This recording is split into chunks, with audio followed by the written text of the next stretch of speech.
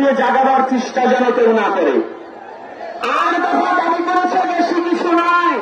সনাতনী একটু আগে আমার বাবা বলেছে আমি একমত। সনাতনী কখনো ভিক্ষার খাওয়া হাতে নেয় না,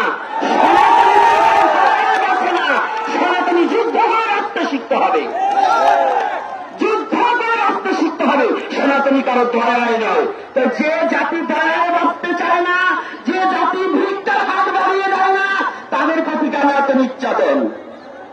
শুধু আমি একটা কথা শুনেছি, আমি পূর্ববর্তী বক্তাদের একটা অনুরোধ করব, কোন সরকার নাই, কোন বছর নাই, কোন সাল নাই, ৭১ পার হইতে যতবার যে সরকার এসেছে প্রত্যেক সরকার সনাতনীদের প্রতি নির্যাতন করেছে।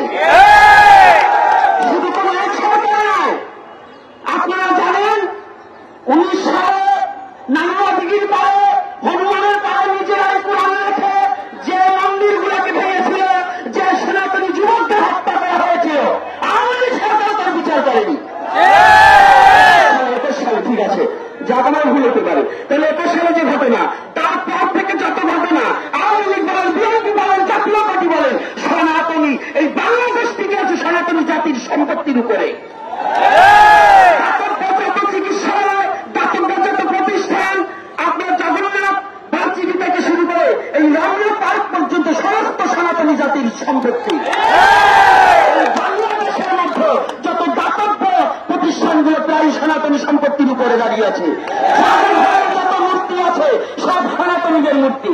জাদুঘরে যত সংস্কৃতি আছে সমস্ত সনাতনীদের সংস্কৃতি। এই সনাতনী সম্পত্তি দিয়ে বাংলাদেশের বারোয়ানি চলছে, আর এই সনাতনী কেন এত নির্যাতন সহ্য করবে? কি কারণে? এটা অন্তর্বর্তী সরকার এখন এসেছে।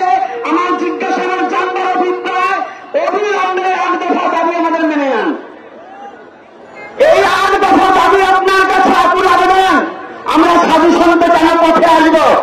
সনাতনী সাধু সন্ত সহসা পথে আসে না, সাধু সন্ত সহজা রাজপথে নামে না। আর যারা যদি একবার সাধু সন্ত এখন আসেনি, এই বাংলায় হাজার হাজার সাধু সন্ত আছে। আপনারা এখনো, আমি অন্তর্বর্তী সরকারের কাছে বলি, সাধু সমাজ যদি একবার পথে নেমে পড়ে, এই ৮ দফা দাবি যদি না মেনে নেন, যদি নেমে পড়ে, জানবে পুরো শহর অচল হয়ে যাবে, পুরো শহর অচল হয়ে যাবে। আর হে সনাতনী যুবকবৃন্দ, তোমরা এমন ধর্মে জন্মগ্রহণ করেছ যে ধর্মে মরে না, বাঁচতে শিখায়। সনাতন ধর্মে বাঁচতে শিখায়। সনাতন ধর্মে জন্মান্তরবাদ আছে, তুমি মরবে না, ভয় নেই। জাতির জন্য প্রাণ দান করবে, কথাগুলো জাতিকে ছাড়বে না, জাতির জন্য জীবনকে শেষ করে দেব। এই যতগুলো সাধু সন্ত এসেছে প্রত্যেকটা সনাতনী এই একমাত্র জীবনটাকে বলিদান করেছে তার ধর্মের জন্য। এই সাধু সন্ত মারতেও শিখেছে। জানবেন সাধু সন্ত আর ঘরে বসে থাকবে না। আর যদিও কোনো সাধু সন্ত ঘরে ঘুমিয়ে থাকে, জানবে ওরা সনাতন ধর্মের সাধু নয়, ওরা ৫টা কুকুর। যারা ঘুমিয়ে থাকবে সনাতনী স্বার্থে না জাগ্রত হবে, ওদেরকে ভালোবেসে লাভ নেই। আজকে আপনারা যারা এসেছেন সাধু সন্ত বৃন্দ, আমি প্রত্যেকটা সাধুকে বলবো, এবং প্রত্যেকটা আজকে আমার যুবক বাবাকে দেখে আমার খুব ভালো লাগছে, আনন্দ লাগছে। এমন করে কোথাও এত সাহসে দেখা যায় না।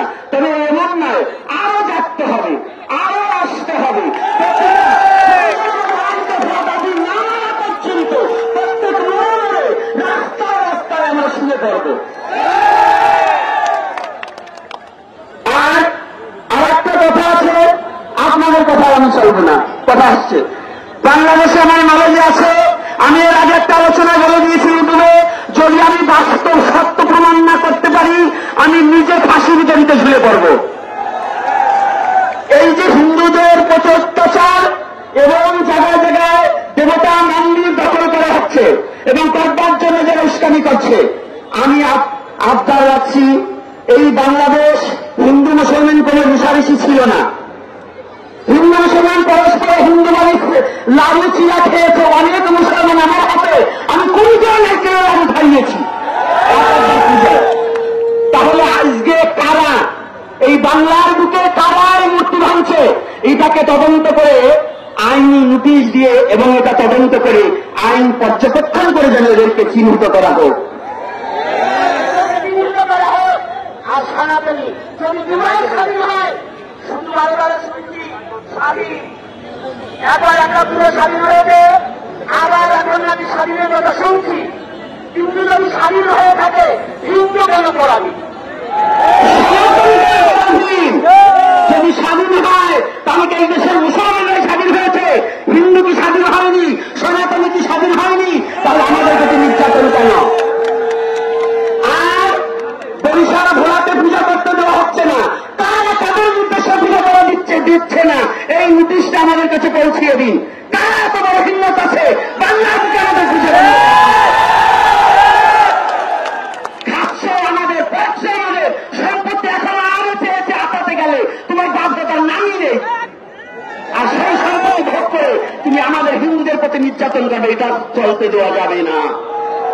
এটা অন্তর্বর্তী সরকারের কাছে আমার নিবেদন। আর দীর্ঘায়ু করব না, আমার বাবারা আছেন, সাধু সন্ত আছেন, আর আমি সনাতনী মা ও বাবাদের কাছে, ছাত্র সমাজ নয়, আজকে ছাত্ররা আসেনি, আমার মায়েরাও এসেছে, আমার বাবারা এসেছে, সাধু সন্ত এসেছে। আমি সবার কাছে প্রার্থনা, সনাতনী রক্ষা করতে নামতে হয়, নামবো মাঠে।